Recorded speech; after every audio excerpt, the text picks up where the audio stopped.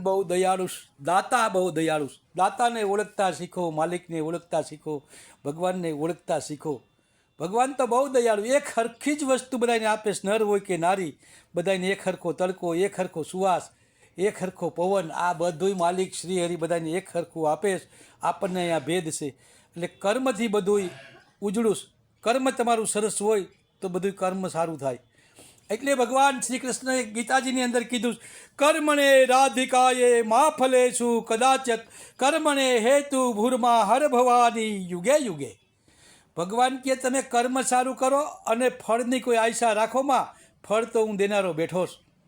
દાતા તો આપણને જન્મ દેશ, પણ આપણે એ જન્મ બરાબર સુધારી શકતા નથી. આપણામાં એવી અબુજાઈશ, એ અબુજાઈને સુધારો ભાઈ.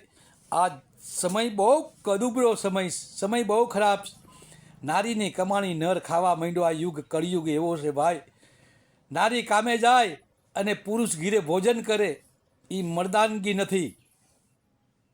એ મર્દાનગી નથી, એ મળદ પણ નથી.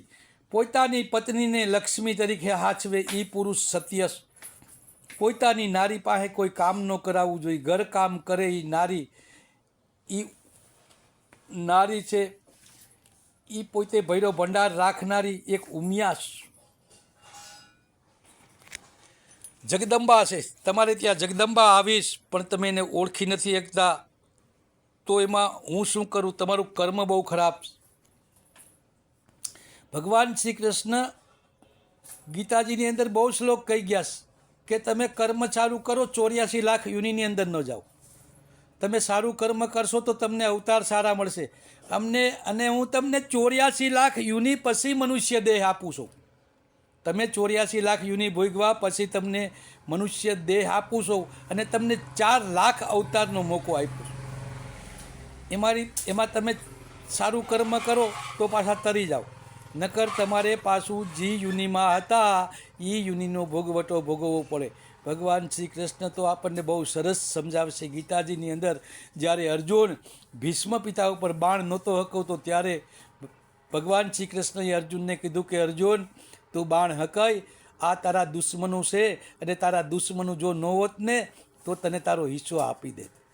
તોય અર્જુન સમજ્યો નહીં. અર્જુને કીધું કે પ્રભુ એ મારા પિતામાં મારા ગુરુજનો છે, હું એની ઉપર બાણ ન હકવું. તો કે તું તારું કર્મ ભોગવીશ પછી મને કાંઈ કહેતો નહીં.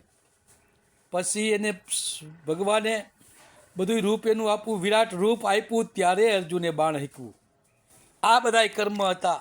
એટલે હું તમને ભગવાન ગીતાજી વિશે સમજાવીને કહું છું, કર્મ સારું કરો અને સારા બધા એને સંબંધ રાખો, કોઈ એને સંબંધ બગાડોમાં અને સંગત દોષ લાગે એવી ક્યાંય સંગત કરોમાં, ભક્તિની સંગત કરો, ભક્તોની સંગત કરો.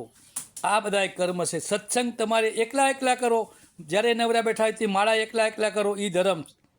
જય શ્રી રામ.